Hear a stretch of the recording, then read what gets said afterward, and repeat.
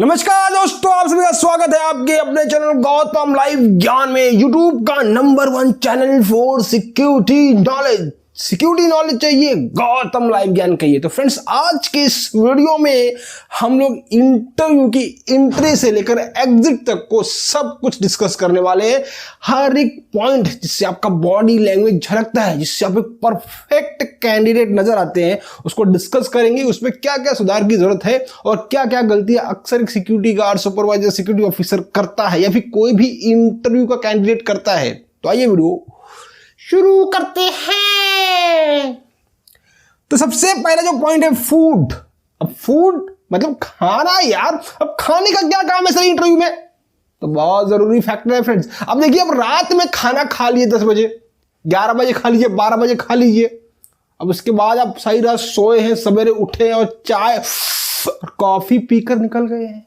अब ऐसा तो होगा नहीं ना कि इंटरव्यू बोलेगा आइए ठाकुर साहब, आइए आइए, हम आपका ही इंतजार कर रहे थे। ऐसा नहीं होने वाला बाबा।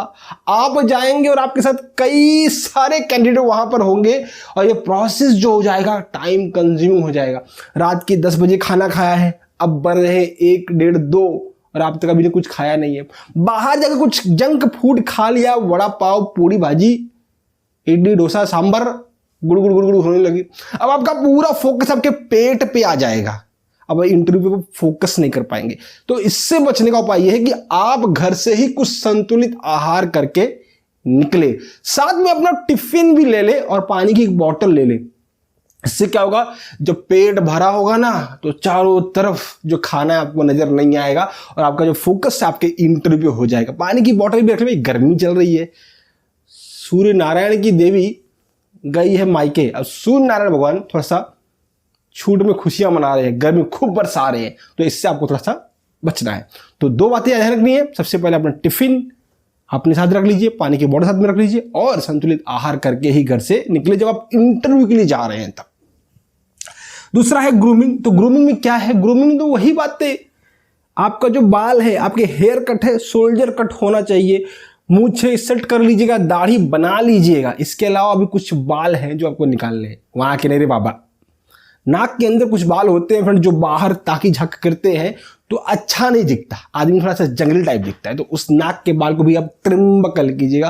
कान में थोड़ा लालू जैसे बाल होते हैं ना, इसको भी आप ट्रिम कर लीजिएगा, कट कर लीजिएगा, तो आपका प्रेजेंटेशन थोड़ा अच्छा दिखता है। हाथ के नाखून रावण वाले, तो इसको भी आप काट लीजिएगा। क्यों? क्योंकि ये बहुत ही इजीली विजिबल चीजें हैं और आसानी से दिख जाती है, इसलिए ग्रूमिंग में इस पॉइंट को आप ध्यान दीजिएगा। ये सब कुछ क्लियर करके ही फिर आप इंटरव्यू के लिए जाइएगा। उसके बाद आता है टर्न आउट। तो टर्न आउट में ध्यान रखना है कि जेठालाल जैसे आपको फैंसी कपड़े बिल्कुल भी नहीं पहनने, आपको तारक मेहता जैसे ऑफिशियल कपड़े पहनने हैं।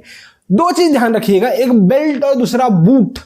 बेल्ट जो होता है ना यार, ढंग का 30-40 रुपए का आता है, 50 रुपए का आता है, वो एक ढंग का सस्ता वाला खरीद लेना, नया खरीद लेना। यानी कि पुराना जुराना पहन के निकल लिया और खबरा दिख रहा है, वो गलती नहीं करना है। बूट जो है पुरानी है, दिक्कत नहीं, लेकिन पॉलिश करके उसको नया कर लीजिएगा। अगर बहुत टूट फूट गया, कहीं फटा हुआ है, तो उसको पहन के बिल्कुल मत जाइए, क्योंकि ये मतलब मनोवैज्ञानिक फैक्टर है। आदमी हमेशा नीचे से ऊपर की ओर देखता है। पिक्चरों में देखा है, किसी लड़की को जब प्रेजेंट करते हैं तो नीचे से ऊपर की तरफ कैमरा जाता है और हमेशा व्यक्ति जो है नीचे से ऊपर की तरफ दिखता है। कलयुग है ना साला, सतयुग नहीं है ना ये।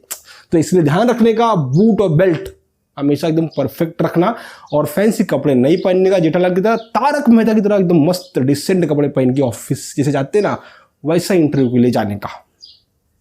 फिर रेज्यूम। अब रेज्यूम बायोडाटा, सीवी क्या है सर? तो रेज्यूम बायोडाटा ये फ्रेशर लोग जब बनाते तब ऊपर हेडिंग में लिखते हैं। अगर आप प्रोफेशनल है, पहले भी काम किया है, तो आप लिखेंगे सीवी करिकुलम विटाए। अब इसमें एक पॉइंट और ध्यान रखना फ्रेंड्स, इसमें अब जब वर्क एक्सपीरियंस दिखाएंगे, अब सिक्योरिटी के लिए जा रहे हैं तो देखिए क्राइटेरिया क्या है, फ्रेशर को वहां पे है क्या, इनवाइट किया है क्या? अगर नहीं है तब सलाह झूठ मूठ का उधर फ्रेशर नहीं दिखाने का, उधर एक्सपीरियंस दिखाने का। कोई भी local security, Bhavani security, Durga security, Lakshmi security, Ram Lakshman security, कोई भी सिक्योरिटी का नाम ऐसा उसमें चिपका देने का, शिवम सिक्योरिटी, शंकर सिक्योरिटी, नंदी बैल सिक्योरिटी, कोई भी सिक्योरिटी का नाम वहां पे चिपका दो और 1 से 2 साल का एक्सपीरियंस जो क्राइटेरिया उधर सेट किया हुआ वो वहां पे रिज्यूम में लिख देने का। अब नॉलेज किधर से मिलेगी? अरे सिक्योरिटी की नॉलेज तो गौतम लाइव ज्ञान चैनल पे ही मिलेगी। तो इधर आने का, थोड़ा सा टाइम बिताने का, नॉलेज लेने का, क्योंकि एक्सपीरियंस से क्या मालूम पड़ता है? नॉलेज तो मालूम पड़ती है, आपकी नॉलेज से एक्सपीरियंस मालूम पड़े, एक्सपीरियंस से नॉलेज मालूम पड़ेगा, तो नॉलेज लेने का एक्सपीरियंस अपने आप दिखने लगेगा। एक बात और ध्यान रखने का फ्रेंड्स, क्या क्या क्या क्या तो क्वालिफिकेशन हमेशा देखने का कि आपका रिक्वायरमेंट क्या है। अब देखिए, अगर आप जा रहे हैं सिक्योरिटी गार्ड की इंटरव्यू के लिए, अगर आप ग्रेजुएट हैं, आपने और कोई बड़ी बड़ी डिग्री वगैरह लेके रखी है, तो उसको दिखाने का नहीं।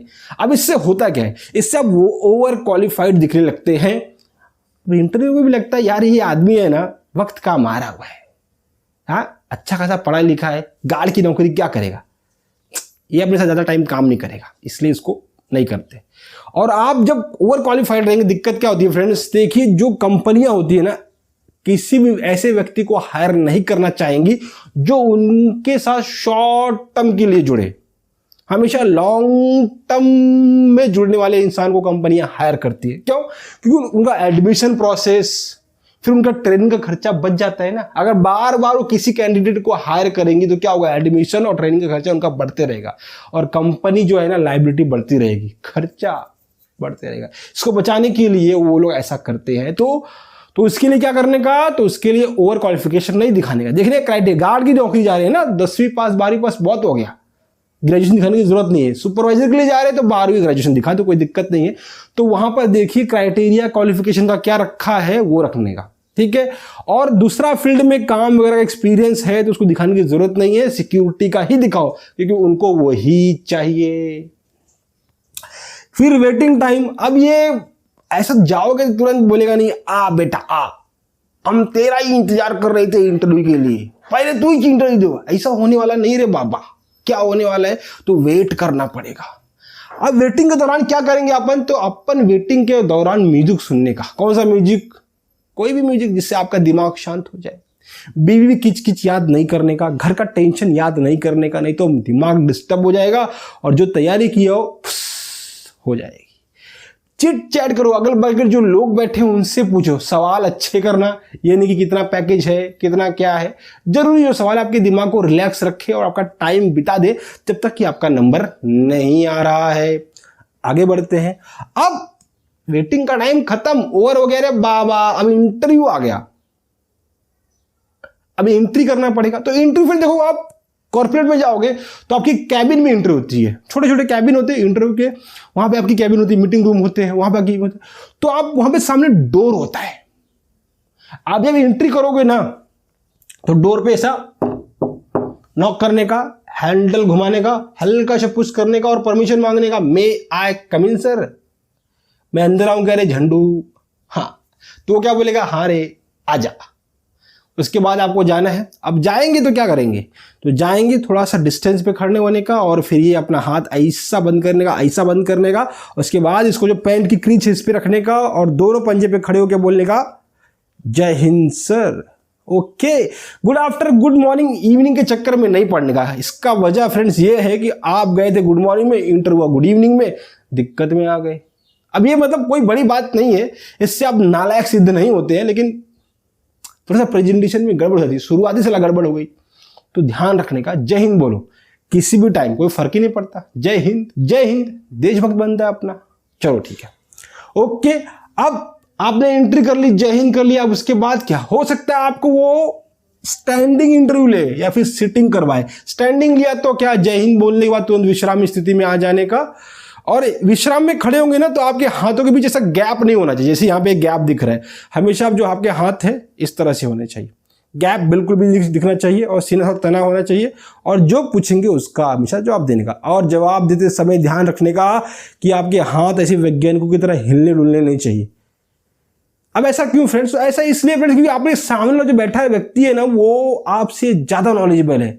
अगर घंचू भी है ना तो भी आपका सीनियर है, सर है ना, स्कॉलर इन रेसिडेंट, उस कमरे का, उस प्रीमाइसेस का तो बॉस है ना वो। तो उसके सामने समझाने का नहीं है, अपने को बताने का है। राइट रॉन्ग वो सामने वाला जज करेगा, तो हाथ का मूवमेंट नहीं होना चाहिए, ऐसे ही रखने का और फिर अपना इंटरव्यू आगे बढ़ाने का। बैठने के लिए ऑफर किया, बोला बैठ जा बच्चा, बैठ जा, तो आप कह सकते हो दिखाने के लिए, औपचारिकता के लिए, फॉर्मेलिटीज के लिए, ओके सर चलेगा, यहाँ पे भी चलेगा, ओके ऐसा बोल सकते हो, कोई दिक्कत नहीं है।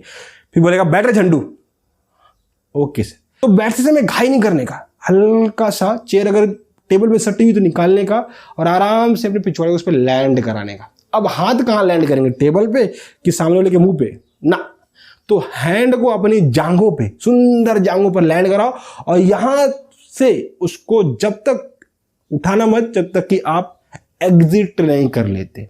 और बातचीत करते हुए आंसर देने वक्त भी यहां भी आपको हिलाना नहीं है। सिटिंग पोस्चर हमेशा टाइट बैठना, ये नहीं कि और बताओ ये नहीं करना है, ठीक है। सीधे टाइट एक कैंडिडेट की तरह है, प्यासे और कुएं वाला संबंध वाला ना, वैसे ही झुक के एकदम से ऐसे रहने का, ओके। फिर एग्जिट कैसे करेंगे, तो एग्जिट में बहुत बड़ी जो गलती होती है कैंडिडेट से, वो कहते हैं पिछवाड़ा दिखा देते हो, बैक करते हैं, कभी किसको अपना बैक वगैरह नहीं दिखाने का, बहुत बैड है। अब देखिए कैबिन छोटा सा है, आपने एक कदम पीछे लिया, दरवाजा आ गया, एक कदम आगे लिया, कैबिन आ गया। तो एक कीजिए, आपका जब इंटरव्यू खत्म हो जाए, थैंक यू हम आपको बुलाएंगे या फिर कॉल करेंगे, आपको बैठिए, आपको रिस्पॉन्ड देंगे, ऐसा कुछ जवाब मिलेगा आपको। पीछे होने का, पुश करने का और अपना खिलखिलाता हुआ चेहरा, मतलब स्माइल दिखाते हुए थैंक यू सर बोल के निकल जाने का, ये नहीं कि ऐसी वाली भी हंसी नहीं करना, स्माइल करना, ओके। तो ये था आपका एंट्री से लेके एग्जिट, घर से निकलने तक, आपका एग्जिट होने तक का पूरा हम लोगों ने यहाँ पे डिस्कस कर लिया। इस पॉइंट को अगर आप ध्यान में रखते हैं तो आप इंटरव्यू में बॉडी लैंग्वेज में कहीं भी फेल होने वाले नहीं है। क्वेश्चन क्या होंगे उसके लिए अगले वीडियो का वेट कीजिए, मैं साइड वाइज सारे क्वेश्चन डिजाइन कर रहा हूं और फिर हम लोग एक एक क्वेश्चन को डिस्कस करेंगे। रेसिडेंशियल में क्या पूछेगा, कॉर्पोरेट में क्या पूछेगा, मॉल में क्या पूछेगा, हॉस्पिटल में क्या पूछेगा, कंस्ट्रक्शन साइट में क्या पूछेगा, कार्गो वगैरह में वहां क्या पूछेगा। तो ये सब हम लोग डिजाइन कर रहा हूं खरे क्वेश्चन को जो पूछे जाते हैं, फिर हम आगे वाली वीडियो में इसको डिस्कस करने का, अपना बहन, अपना भाई और अपना पूरा सिक्योरिटी फैमिली में ये वीडियो को शेयर करने का। मिलते हैं नेक्स्ट में, तब तक के लिए गुड नो, जय हिंद।